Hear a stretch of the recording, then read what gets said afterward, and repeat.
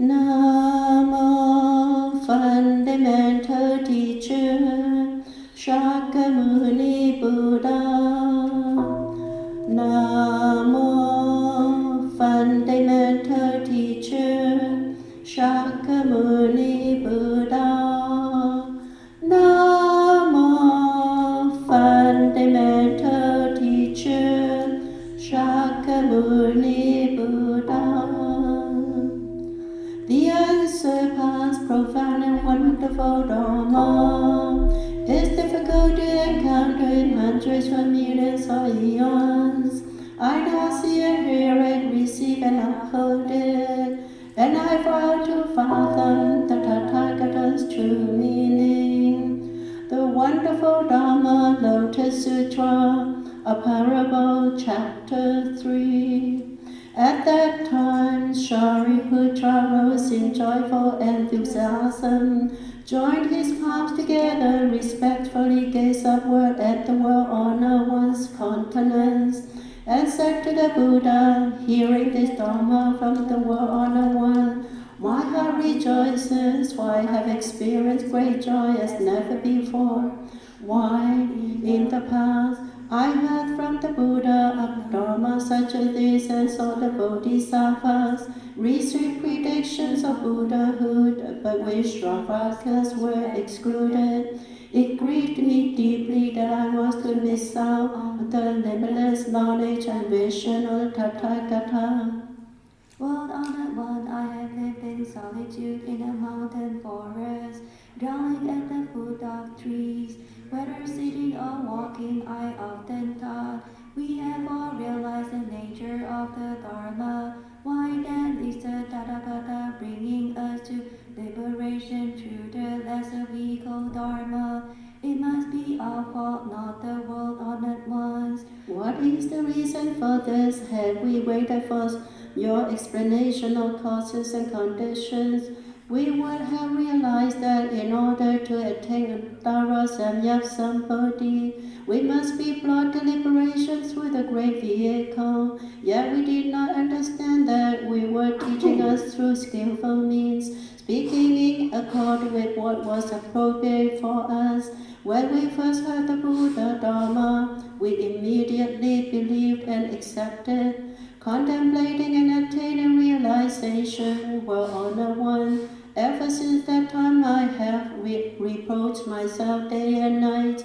Now that I have heard from the Buddha the unprecedented Dharma, I have put an end to my doubts, at ease in body and mind. I will soon be happy and peaceful. Not until this day did I realize that I am a true disciple of the Buddha, born from the Buddha's mouth and transformed by the Dharma. I have attained a share of the Buddha Dharma. At that time, Shariputra, wishing to restate his meaning, spoke in verse. Hearing this Dharma sound, I attained what I never had before. My heart is filled with great joy. My webs of doubts have been cast aside. From of old favored with the Buddha's teaching, I have never lost the disposition of the great vehicle. The Buddha's voice is extremely rare and frees beings from their affliction. I had previously ended my outflows, and upon hearing this Dharma, my afflictions were also dispelled. When I dwell in the mountain valleys, sometimes in the forest under the trees, whether sitting or walking, I constantly pondered this matter. Or I cried in bitter self-reproach, why have I deceived myself? We too are the Buddha's disciples, and we have all realized the non-outflow Dharma. Yet in the future we shall not be able to explain the unsurpassed path, the golden color, the 32 hallmarks, the 10 powers, and the liberations are all encompassed in a single Dharma, but we cannot attain these things. The 18 wondrous characteristics, the 18 attributes unique to a Buddha, and all such merits as these, I have missed them entirely. When I used to walk alone, I would see the Buddha in the great assembly. His name was known in the 10 directions.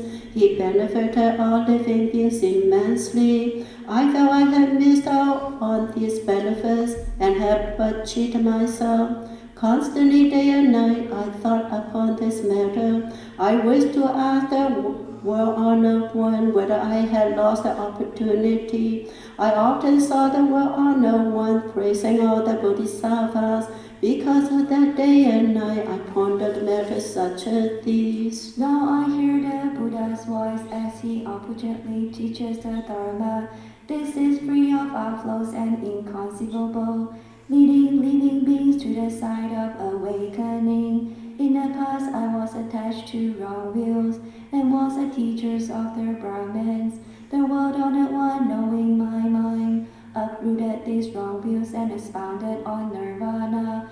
I divested myself of wrong views and realized the dharma of emptiness. Then I thought to myself that I had arrived at nirvana. But now at last I realized it was not true nirvana.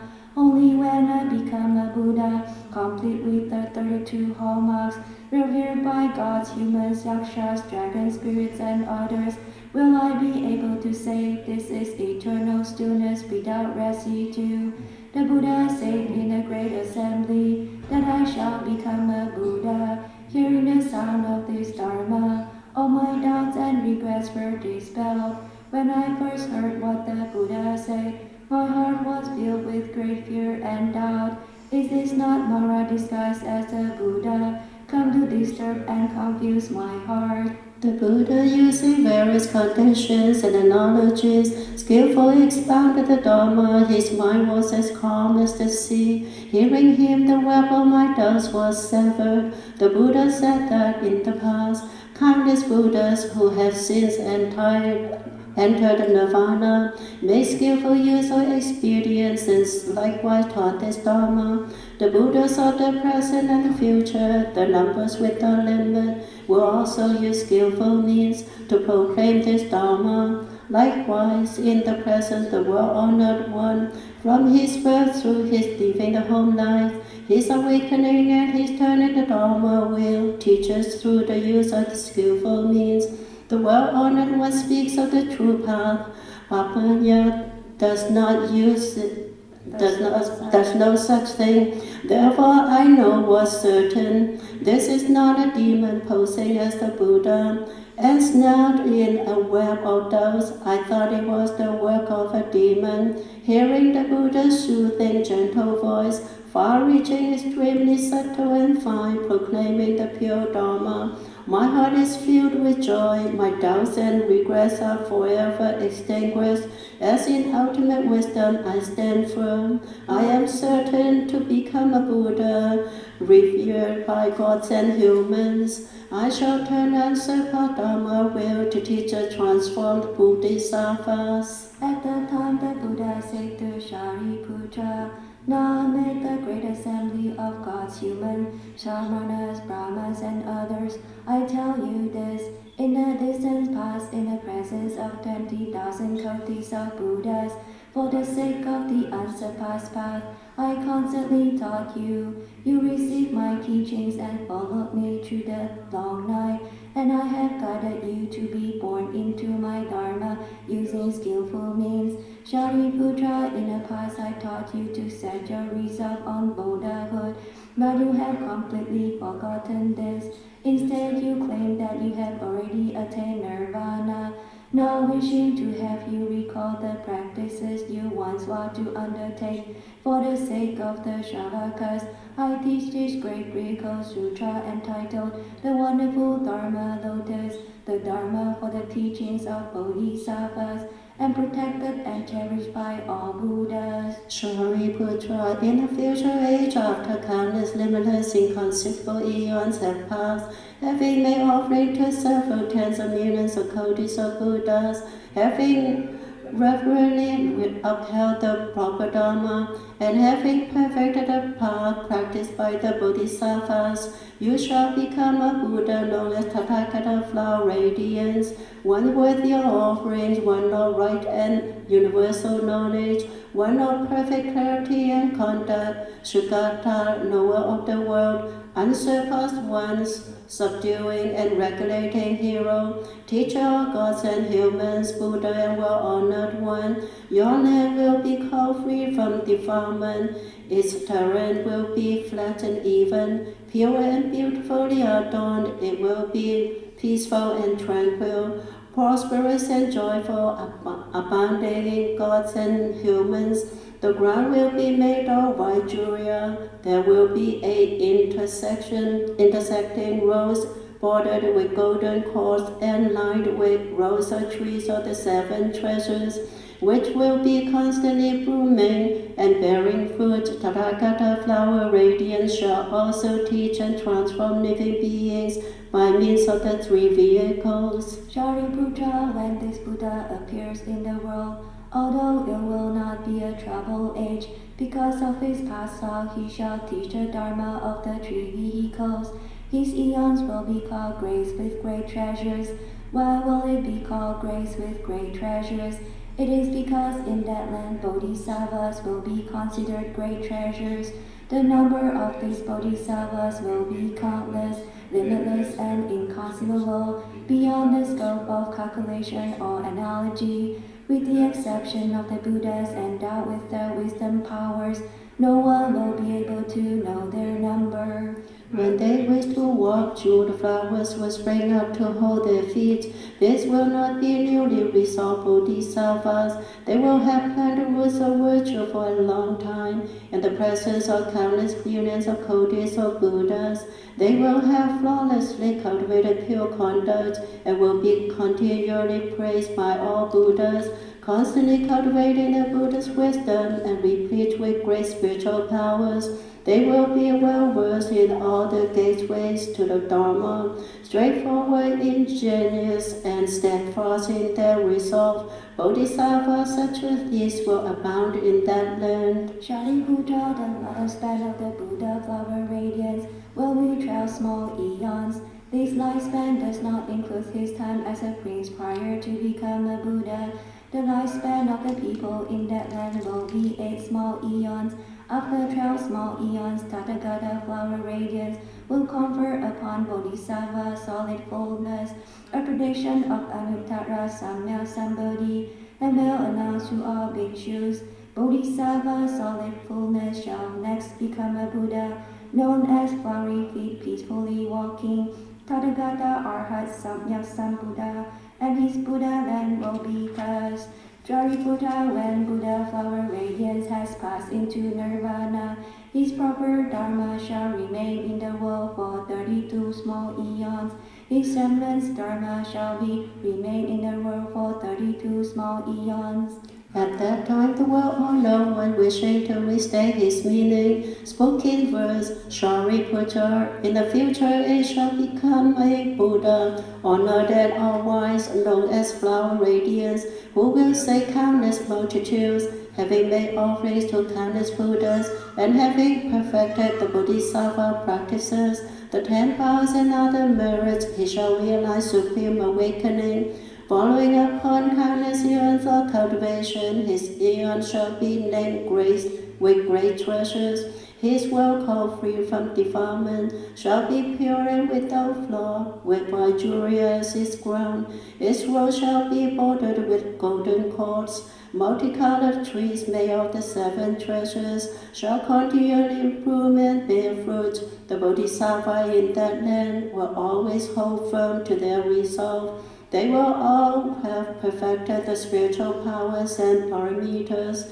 In the presence of countless Buddhas, they will master the Bodhisattva path. Great beings such as these will be transformed by Buddha flower radiance. That Buddha, while still a prince, shall renounce his kingdom and worldly glory, and this incarnation leave home to realize Buddhahood. Buddha flower radiance shall dwell in the world for lifespans of 12 small eons. The people of his land shall live for 8 small eons. When the Buddha has entered nirvana, his proper dharma shall remain in the world for 32 small eons, widely saving living beings. When the proper dharma comes to an end, the semblance dharma shall last 32 eons. The Buddha Sharira shall be distributed far and wide, honored by gods and humans everywhere. The deeds of Buddha flower radiance shall be such as these. Really perfect is the honored sage, most supreme and beyond compare. He is just you, yourself. It is fitting that you should rejoice. At that time, the fourfold assembly of bhikshus, bhikshunis, upasakas and upasikas, as well as the great multitude of gods, dragons, yakshas, gandharvas, asuras, garudas, kinnaras, and maharagas, and so forth, having seen Sariputta receive a prediction for Anuttara Samyapsambodhi from the Buddha, rejoiced and became immeasurably happy. Each removed his upper garment and presented it as an offering to the Buddha. The Shakras and the Brahmanas, together with countless other gods, also made offerings of wonderful heavenly garments, heavenly mandara flowers, and mahamandara flowers to the Buddha. The heavenly garments they had sent drifting down remained suspended in space, whirling on their own. All at once a billion kinds of heavenly musical instruments began to play in unison in space. As the heavenly flowers rained down from the sky, the assembly uttered these words: in the passing of Varanasi, the Buddha first turned the Dharma wheel. Now he turns again the unsurpassed, magnificent Dharma wheel. At that time, all the gods, wishing to restate their meaning, spoke in verse. In the past, in Varanasi, you turned the Dharma wheel of the Four Noble Truths, clearly elucidating all dharmas, and the rising and ceasing of the five aggregates. Now again you turn that most wondrous, unsurpassed great wheel of Dharma, because this Dharma is deep and reconciled. Few are those who can believe it. Since the distance past we have heard the Well-Honored One teach many times, but never have we heard such Dharma, so profound, wondrous, and supreme. The Well-Honored One has taught this Dharma, to which we all respond with joy. As Shariputra of great wisdom now receives his honorable prediction, we likewise will surely become Buddhas. Throughout all the worlds we shall be the most honored and supreme. The Buddha's awakening in inconceivable, taught appropriately through skillful means. May all the merits accrued by deeds done in this life and in lives gone by, and the merits gained through seeing the Buddhas, be dedicated to realization of Buddhahood. At that time, Sariputta said to the Buddha, Well-Honored One, and I have no further doubts or regrets, for I have personally received a prediction of Anuttara Samyapsambodhi in the presence of the Buddha. In the past, when those 1,200 who have now attained self-mastery were still in the stage of study, the Buddha always taught and inspired them, saying, My Dharma can lead one to leave behind birth, away sickness and death, and attain ultimate nirvana. Those in need of study and those beyond study are alike believed that they were liberated from the views of self, existence and non-existence, and so forth, and declare that they had attained nirvana. Yet now, in the presence of the Well-Honored One, hearing what they have never heard before, they fall prey to doubts and confusion. Good indeed, Well-Honored One, I hope that you will explain the causes and conditions for the sake of the fourfold assembly, to clear away their doubts and regrets. At that time, the Buddha said to Sariputta, Have I not said before that all Buddhas, Well-Honored Ones, expediently teach the Dharma by means of various causes and conditions, analogies and explanations for the sake of Anuttara Samyapsambodhi? All of these teachings are intended to teach bodhisattvas. However, Shariputra, I shall now make use of a parable to elaborate on my meaning, for all who are wise gain understanding through parables. Shariputra, suppose that in a country, a city, or a village there lives a great elder, aged and born of limited wealth, possessing many fields, houses, and servants. His house, while spacious, has only one door. Many people, 100, 200, even 500 of them, dwell within. Its halls and chambers are decaying and old. Its walls are crumbling. The pillars are rotting at their bases. The beams and ridgepoles are in danger of collapse. All at once a fire breaks out, spreading throughout the house and setting it ablaze. The eldest children, 10, 20, even 30, are also inside the house. The elders, seeing the flames rising on all four sides, is greatly alarmed and thinks, although I am able to escape safely through this burning doorway, all my children are inside the burning house, happily attached to the amusement, unaware and unknowing, neither alarmed nor fearful. A fire is pressing in upon them, causing searching pain. However, they remain unconcerned and have no desire to find a way out. Shariputra, the elder then thinks, my body and arms have the strength to carry them in a cloth bag on, or on a table out of the house. He further reflects, but this house has only one door, which is also small and narrow. My children are young, immature, and naive, attached to and engrossed in their place of play. They may fall and be burned in the fire. I must alert them to this frightening situation of their house catching on fire and insist that they hurry and come out before they get burned. So thinking, he says to his children, come out, all of you, quickly. Although the sympathetic father coaxes them with kind words, the children continue to happily indulge in their play, refusing to do as he asks. They are neither alarmed nor afraid and have not the slightest intention of leaving. What is more, they don't even know what is meant by fire, what is meant by house, or what is meant by laws. They merely run about here and there, looking playfully at their father. Then their elder thinks, the house is already ablaze with a great fire. If my children and I do not get out in time, we shall certainly be burned. I shall not devise skillful means so that my children can escape this disaster, knowing that his children's predispositions and preferences are such that they will definitely be delighted and attracted to various precious toys and exquisite playthings. The father says to them, the things that you love to play with are rare and difficult to get. If you do not take them now, you will certainly regret it later. Now, right outside the door, you will find such delightful things, a variety of sheep carts, deer carts, and ox carts for you to play with. Quickly get out of this burning house, and I will give you whatever you want. Then the children, hearing their father speak of these precious playthings, which suit their wishes exactly, eagerly push and shove one another aside in a mad scramble, all fighting to get out of the burning house. Then seeing that all his children had gotten out safely, and are sitting on the ground at the crossroads, no longer in danger, the elder is greatly relieved and filled with joy. Then the children say to their father, Father, the fine playthings you promised us a while ago, the sheep carts, the deer carts, and the ox carts, please give them to us now. Shariputra, at that time the elder, without partiality, gives to each of his children a great cart. Each cart is high and wide, adorned with many intertwining strings of jewels, encircled by railings and surrounded on four sides by hanging bells. Further, each is covered with a canopy, decorated with various rare and precious treasures, and strung with jewel cords from which flower tassels hang down. Every cart is furnished with elegant leathered mats and red cushions.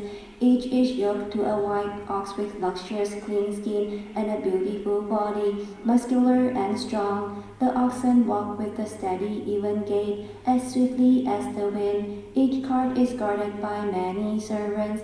And why is this? The great elder has luminous wealth and various treasuries filled to overflowing. Then he reflects, my wealth is unlimited, so I should not give my children small or inferior carts. After all, these youngsters are my children, whom I love equally without any favoritism. Since I have such great cards made of the 7 treasures, infinite in number, I should give a card to each of them impartially. Why? The cards would not run out when given out to all the people in the country, let alone when given out just to my children. Meanwhile, all of the children are riding around on the great cards, experiencing what they never had before, beyond their original hopes. Shariputra, what do you think when that elder gave great cards adorned with precious treasures equally to all of his children? Was he guilty or lying or not?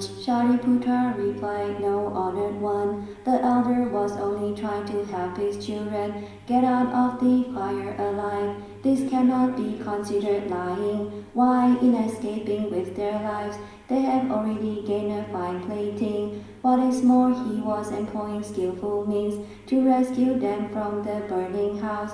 World-honored one, if that elder had not given them even so much as a single small card, he still would not have been lying. Why? Because the elder previously had the thought, I shall use skillful means to lead my children out. For this reason he was free from deception. How much more so because the elder, knowing his own elf to be limitless and wishing to benefit his children equally, gave each of them a great card. The Buddha said to Shariputra, Good indeed, good indeed. It is just as you say, Shariputra, the Tathagata is similar to this elder in that he is a father to all living beings. He has put an absolute end to all fear, distress, worry, ignorance, darkness, and obstacles. He has brought to perfection limitless knowledge and vision, powers and fearlessness. He has great spiritual might and the power of wisdom. His is replete with the parameters of skillful means and wisdom.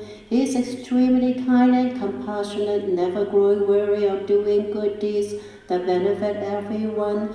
Thus he is born in the old, dilapidated, burning house of the 3 realms, in order to save living beings from birth, old age, sickness, death, worry, grief, suffering, distress, ignorance, darkness, and the fires of the 3 poisons. He teaches them and inspires them to attain Antara Samyak Sampodhi. He sees all living beings scorched by birth, old age, sickness, death, worry, grief, suffering, and distress. They also undergo various kinds of suffering because of the pursuit of 5 desires and of wealth and profit. Furthermore, because of their grasping and craving, they presently go through various kinds of sufferings and will thereafter suffer in the hells, among the animals or among the hungry ghosts.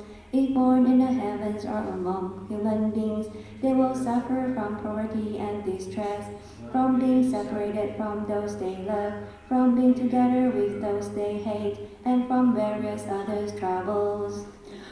Encountered in this morass, however, living beings enjoy their pleasures, unaware, unknowing, unalarmed, and unafraid. They do not grow dissatisfied, nor do they seek liberation. They run about in the burning house of the 3 realms, and although they encounter tremendous suffering, they are not concerned. Shariputra, having seen this, the Buddha then thinks, I am the father of living beings. I should rescue them from trouble and suffering and giving them the limitless, boundless joy of Buddha's wisdom, so that they may find pleasure in it. Shariputra, the Tathagata again reflects, if I, for the sake of living beings, merely use spiritual powers and wisdom powers, but cast aside skillful means when praising the Tathagata's knowledge and vision, powers and fearlessness, living beings will not be saved. Why? These living beings have yet to transcend birth, old age, sickness, death, grief, and misery, while being scorched in the burning house of the 3 realms. How can they understand the wisdom of the Buddha? Shariputra, in spite of his strong body and arms, the elder did not use his strength. Instead, he earnestly used skillful means to rescue his children from the disaster of the burning house. Afterwards, he gave each a great card adorned with precious treasures. The Tathagata used a similar approach. Although he has powers and fearlessness, he does not use them. Instead, he resorts to wisdom and skillful means to rescue living beings from the burning house of the three realms, teaching them the three vehicles, the vehicles of the Shrakas, the Prajna Buddhas, and the Buddhas. Hence he says to them, you should not take pleasure in dwelling in the burning house of the three realms. Do not crave vulgar and inferior forms, sounds, smells, tastes, and tangible objects. If you attach to them greedily and passionately, you will be burned by them. You should quickly escape the three realms, for then you shall attain the three vehicles, the vehicles of the Shravakas, the Prajaka Buddhas, and the Buddhas. I now give you my pledge for this, and it shall never prove false. All you need to do is practice vigorously with earnest effort. The Tathagata uses these skillful means to persuade and lead all living beings. He further says, you should all know that the dharmas of the three vehicles are praised by the sages, for they will make you free, unbound, self-reliant, and content. Riding upon these three vehicles, one will find joy and pleasure in qualities free of outflows, including the roots and powers, the factors of awakening, the path, the dhyanas, the liberations, the samadhis, and the like. One will then gain limitless peace, tranquility, and joy. Shariputra, suppose there are living beings who are inherently intelligent and who having heard the Dharma from the Buddha, the well-honored one, believe and uphold it and strive forward with diligence, wanting to quickly escape the three realms and seek nirvana for themselves. They are those of the Shravaka vehicle. They are like the children who sought the sheep carts and thereby escape from the burning house. Suppose there are living beings who, having heard the Dharma from the Buddha, the well-honored one, believed and uphold it and strive forward with diligence in quest of innate wisdom, delight in solitude and enjoy stillness, and deeply know the causal conditions of all phenomena. They are those of the Prajaka Buddha vehicle. They are like the children who left their burning house in order to receive the dear cards. Suppose there are living beings who, having heard the Dharma from the Buddha, the well-honored one, believe and uphold it and strive forward with diligence in quest of omniscience wisdom, the Buddha's wisdom, innate wisdom, untaught wisdom, the Tathagata's knowledge or vision, and his powers and fearlessness. They offer sympathy and comfort to countless living beings. They also benefit gods and humans and reach out to rescue all. Such beings are bodhisattvas of the great vehicle. Because they seek this vehicle, they are referred to as Mahasattva. They are like the children who sought the ox carts and thereby escape from the burning house. Shariputra, just as the elder who, seeing all his children safely escape the burning house to place free of terror, considers his own incalculable wealth and then gives each of his children a great car, just so the Tathagata in the same way acts as the father of all living beings when he sees countless qualities of living beings, using the gateway of the Buddha's teaching to escape the suffering of the three realms, leave the fearsome and dangerous path, and attain the bliss of nirvana. The Tathagata then has this thought, I have the Dharma treasure of all Buddhas, including limitless, boundless wisdom, powers, and fearlessness. All of these living beings are my children. I shall give each of them a great vehicle. I shall not bring any of them to attain nirvana only for themselves, but shall lead them all to attain the parinirvana, attained by the Tathagatas.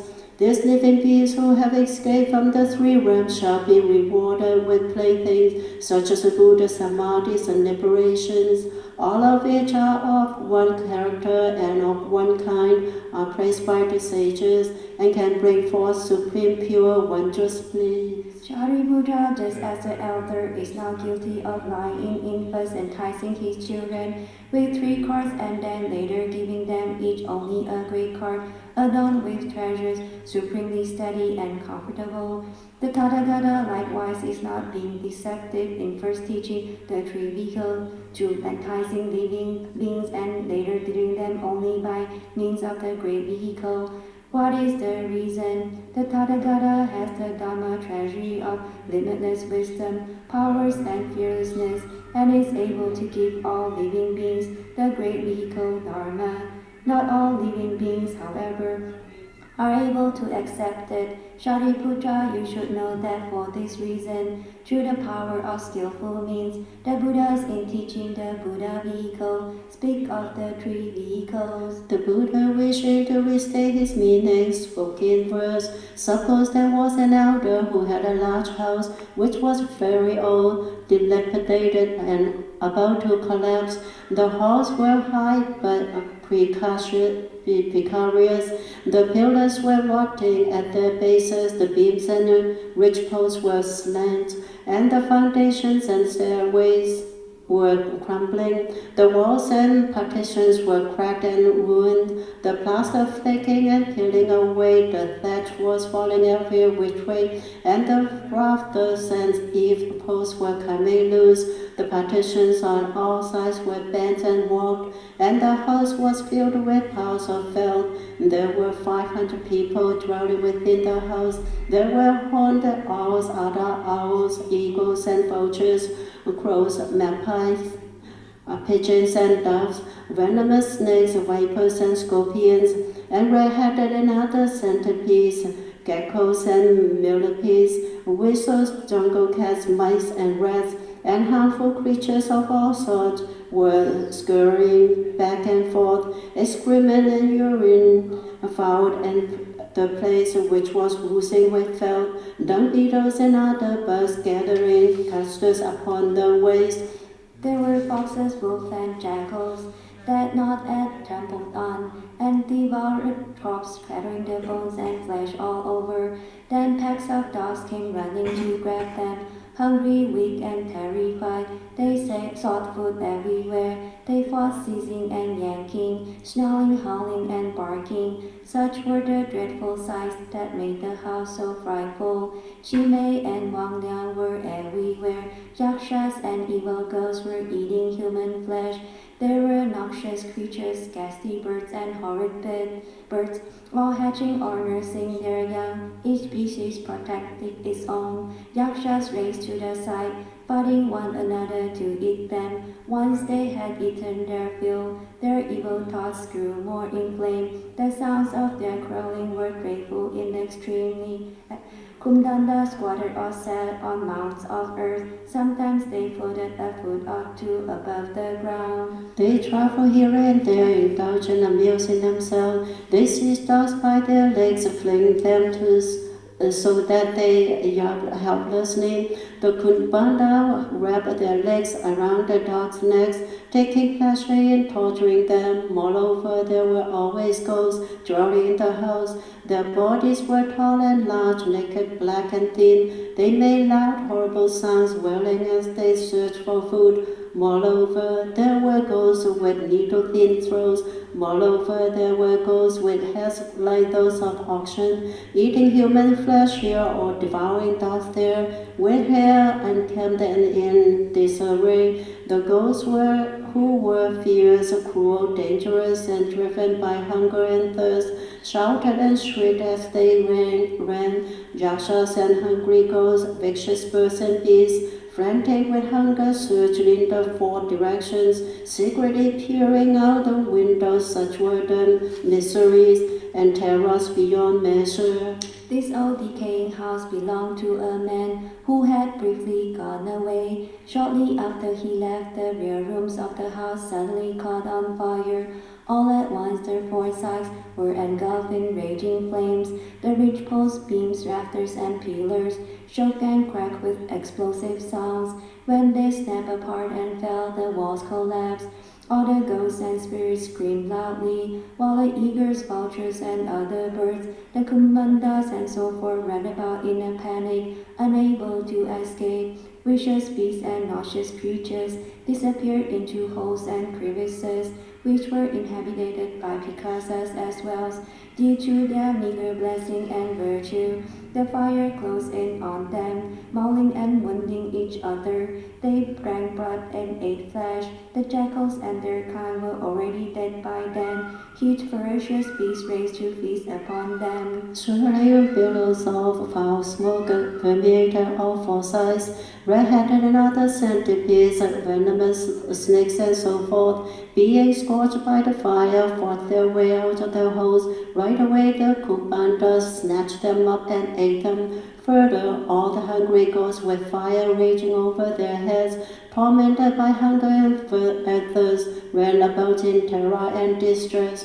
The situation in that house was terrifying in this extreme, rampant with malicious dangers and conflagrations. It was beset by many different calamities, not just one. Then the owner of the house, who was standing outside the door, heard someone say, "A while ago all of your children went into this house to play. Being young and naive, they became absorbed in their play." Hearing this, the elder, alarmed, entered a burning house, intending to use an expedient to save them from being burned. The elder warned his children of many dangers they face.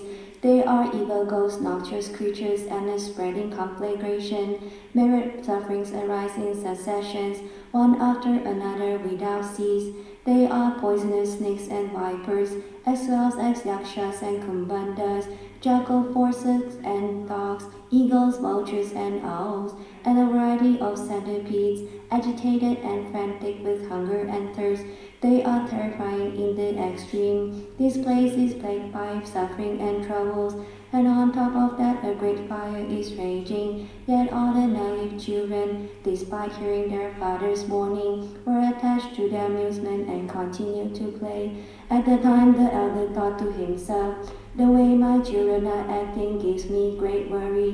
In this house there is not a single thing worth enjoying, yet all these children engrossed in their play and inattentive to my warning will be injured in the fire." Then he thought of a way to help them through skillful means. He said to the children, "I have all kinds of exquisite playthings, fine carriages wonderfully bejeweled, including ship cars, deer cars, and great ox cars. These are right outside the door, children. Come out of the house, for I have fashioned these cars just for you. You may play with them in whatever way you wish." When the children heard him speak about cars such as these, they immediately raced out in a mad scramble to open ground, leaving miseries and peril behind.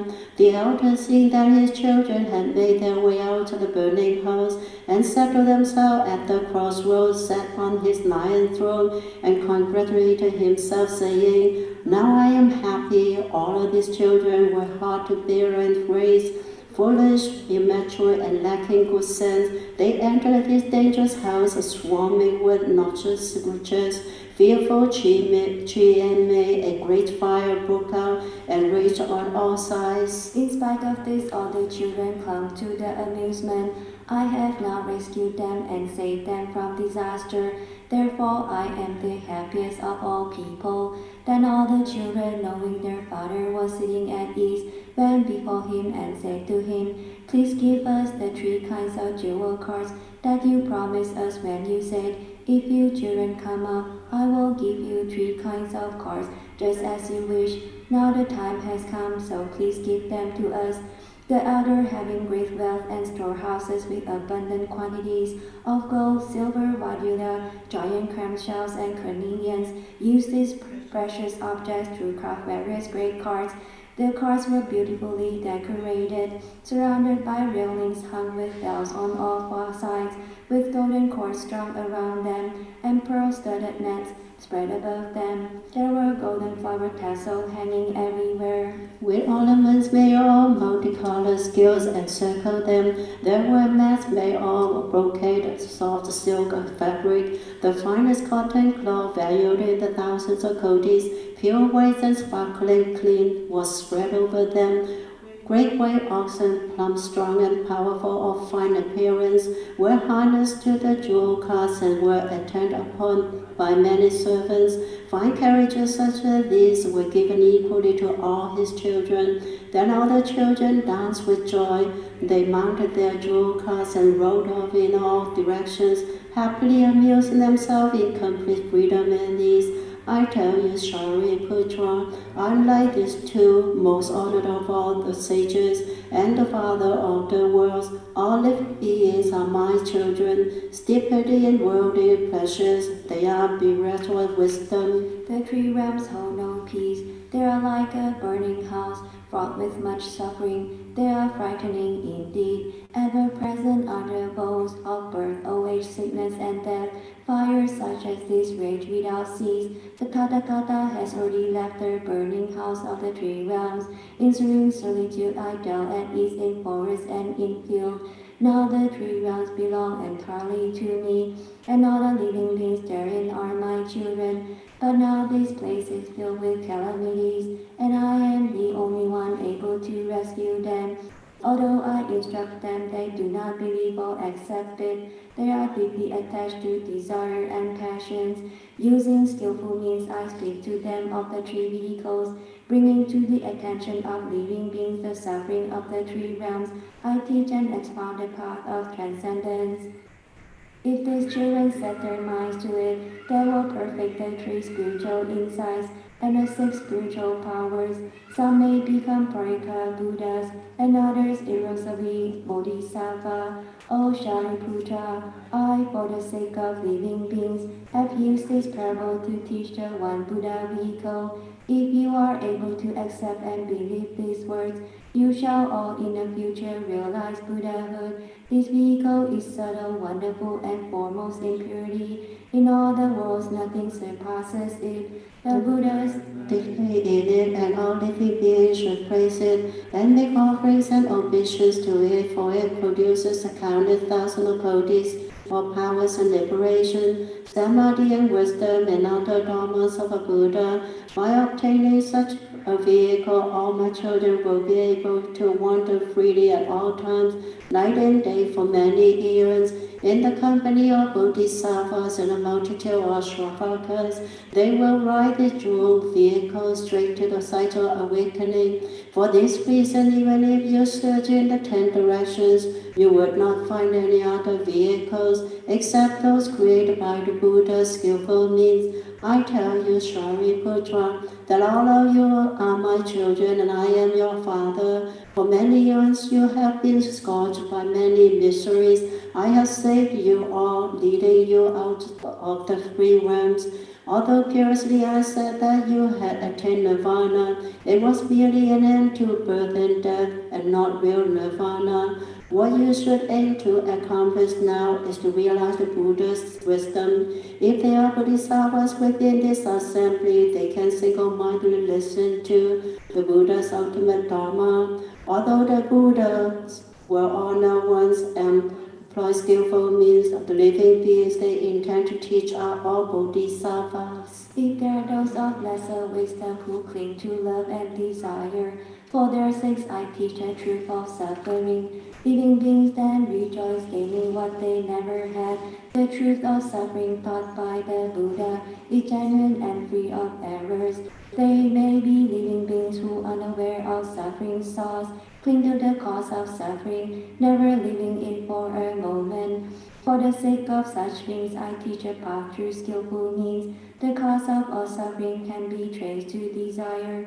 If desire is extinguished, suffering has nothing to rest upon. The cessation of all sufferings is called the third truth. To realize the truth of cessations of suffering, they walk the path, leaving behind the bounds of suffering. One attains liberation. By what means have these people attained liberation? They merely freed themselves from delusion and call that liberation. In reality, they have not yet attained complete liberation. The Buddha said that these people have not truly attained nirvana because they have not yet attained the unsurpassed path. This is not how I intend to lead them to nirvana. I am the Dharma king with mastery of dharmas to bring peace and tranquility to living beings. I appear in this world, O Shariputra. This Dharma soul of mine is spoken because I wish to benefit the world. Wherever you go, do not proclaim it carelessly. Should there be those who hear this sutra and respond with joy, receiving it with respect,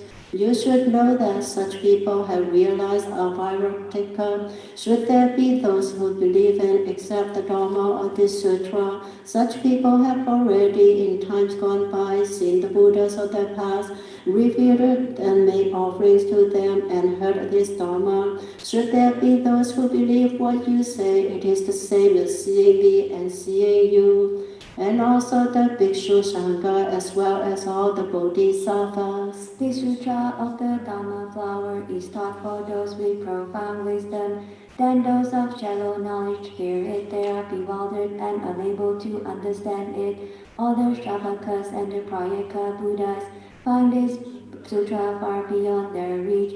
Even you, Shariputra, can only begin to understand this sutra by means of faith. How much more limited are other Shravakas? Those Shravakas who have faith in the Buddha's words can accept and follow this sutra, but not on account of their own wisdom. Furthermore, Shariputra, do not teach this sutra to the arrogant and indolent who attach to the wheels of self, nor should you teach this sutra to common folks of shallow knowledge who are deeply attached to the five desires, for if they hear it, they will not understand it. Those who don't believe this sutra and who will disparage it will destroy their disposition for Buddhahood in this world. Perhaps there are those who scroll and harbor doubts and confusion. You should listen as I describe the retributions for offenses such as these, whether Buddha is in the world or has entered into nirvana. If there are those who revile a sutra such as this,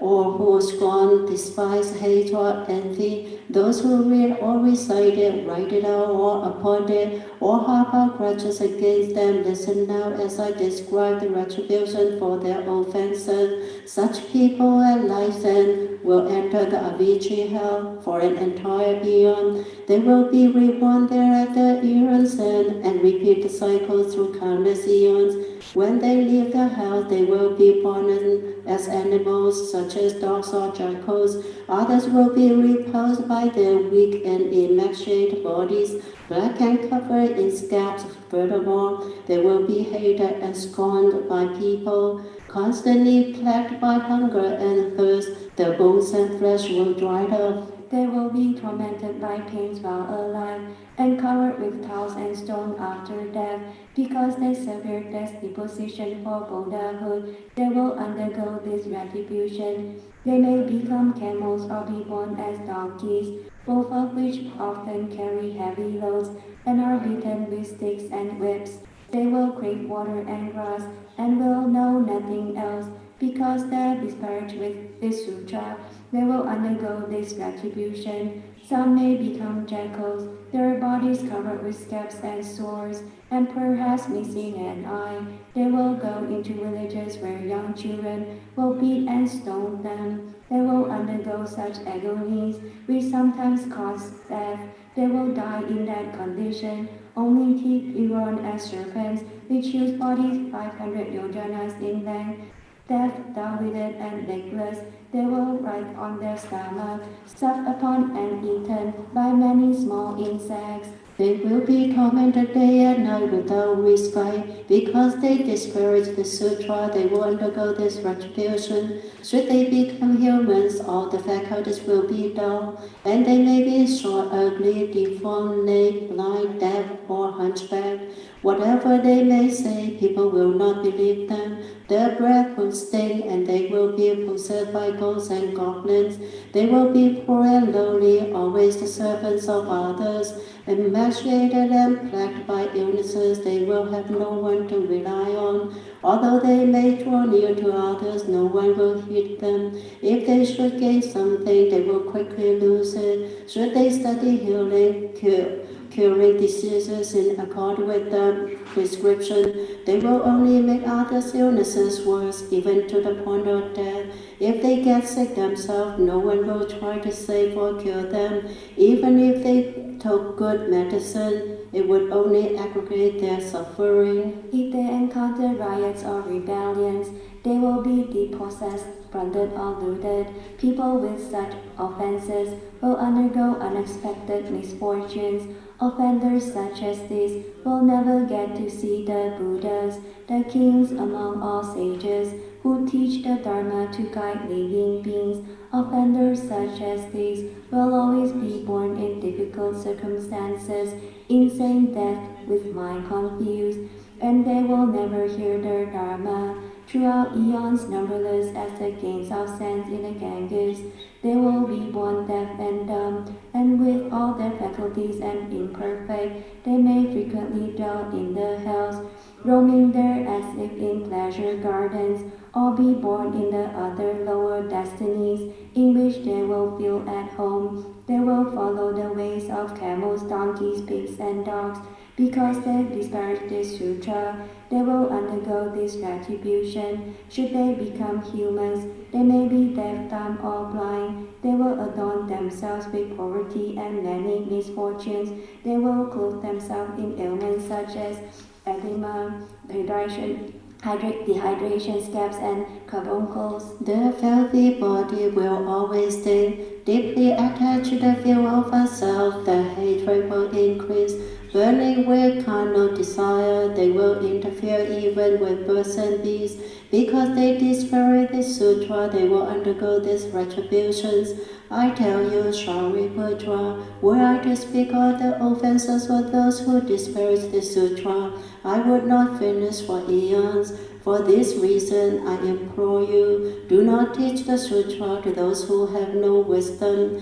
There may be those with keen faculties, penetrating wisdom, erudition, and good memories who aspire to Buddhahood. You may teach the sutra to such people. There may be those who have seen hundreds of thousands of kotis of Buddhas, who have planned many good works, and whose minds are deep and resolute. You may teach this sutra to such people. There may be those who are vigorous, and who always act with kindness, not sparing body of life.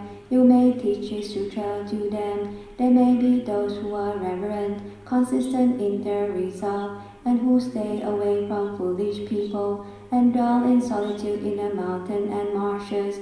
You may teach this sutra to such people. Furthermore, Shariputra, you may see people who have cast aside bad companions and drawn near to good friends. You may teach this sutra to such people. You may see disciples of the Buddha who uphold precepts as purely as flawless bright pearls and seek the sutras of the great vehicle. You may teach this sutra to such people. They may be those free from anger, who are straightforward and gentle, always compassionate with all beings, and reverent to the Buddhas. You may teach this sutra to such people. Furthermore, there are disciples of the Buddha, with mind clear and pure, who in a great assembly teach the Dharma without impediment, using various causes and conditions, parables and explanations. You may teach this sutra to such people. There may be bhikshus who, wishing to attain omniscience wisdom, seek the Dharma's world, the four directions, and reverently uphold it with prompt joy. The delight only in upholding the sutras of the great vehicle, refusing to accept even a single line from other scriptures. You may teach this sutra to such people. There may be those who, with utmost sincerity, seek the Buddha's Sharira, or who likewise seek the sutras, and having obtained them, hold them above their heads. Such people will never endeavor to seek other sutras, nor have they ever studied the scriptures of non-Buddhist religions. You may teach the sutra to such people. I tell you, Shariputra, were I to describe the characteristics of those who seek the Buddha's awakening, I could speak for eons and still not finish. People such as this can believe and understand, and for their sake you should teach the wonderful Dharma Lotus Sutra. End of a parable, chapter 3 of the wonderful Dharma Lotus Sutra. Namo Samanta Modalana Palati Hata Jajarani Ajimi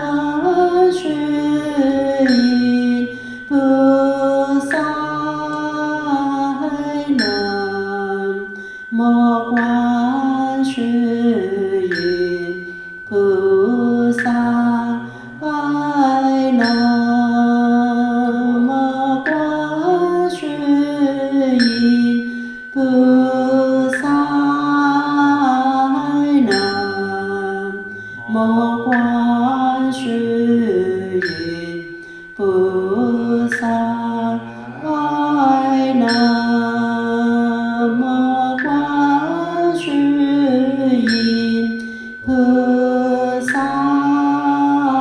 爱南无观世音菩萨，爱南无观世音菩萨，爱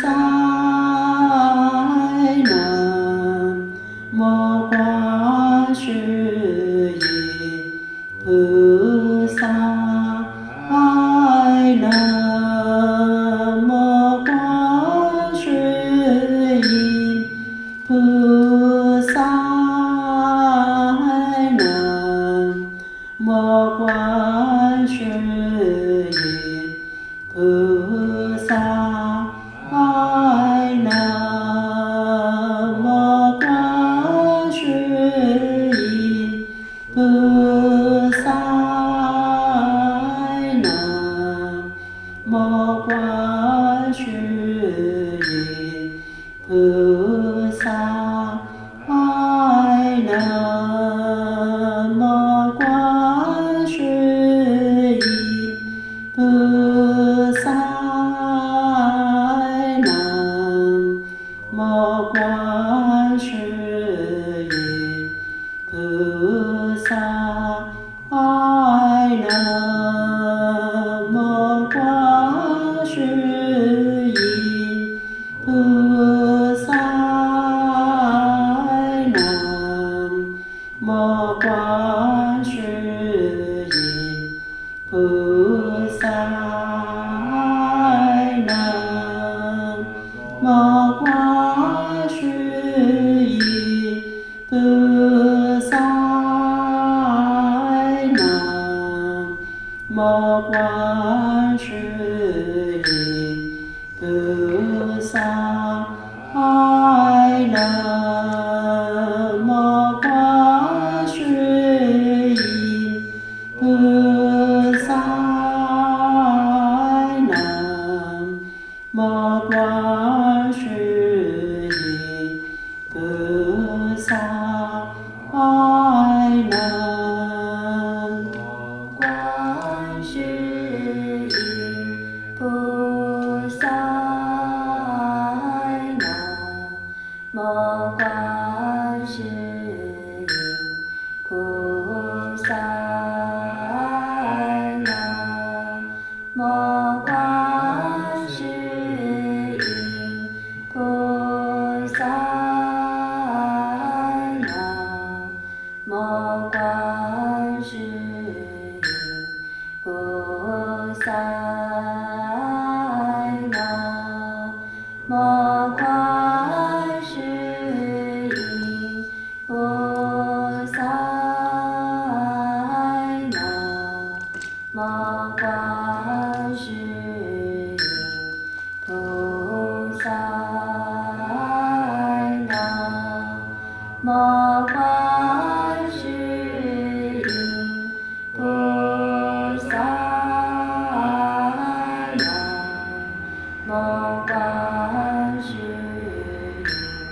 菩萨，爱南无观世音菩萨，爱南无观世音菩萨，爱南无观世音菩萨，爱南无观世音菩萨，爱南无观世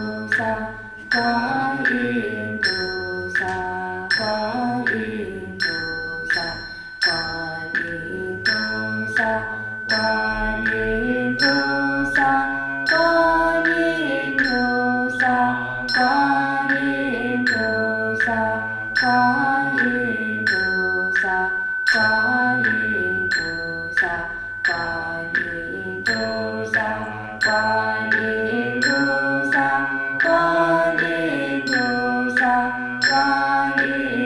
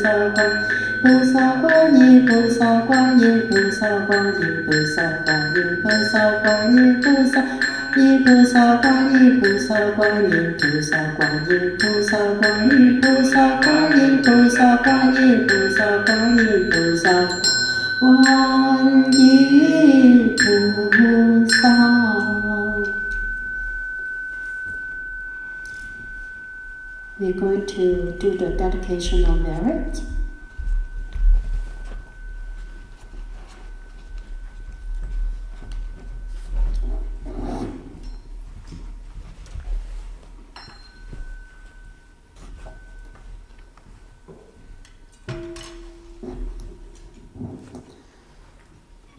May the merit from this practice on all the Buddha's lands repay the kindness from above and rescue those in paths below.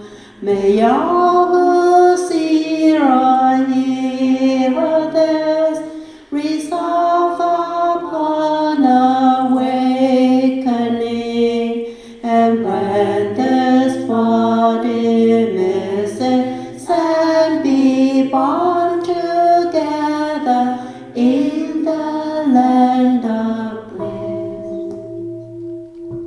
3 vows.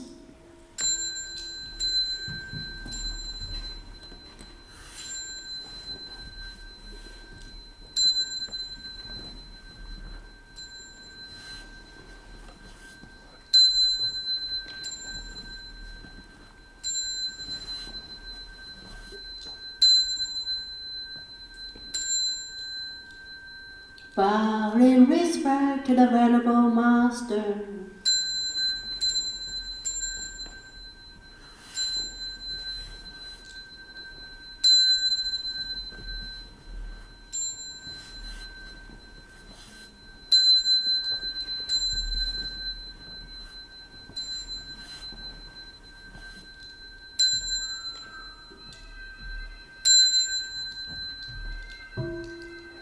Now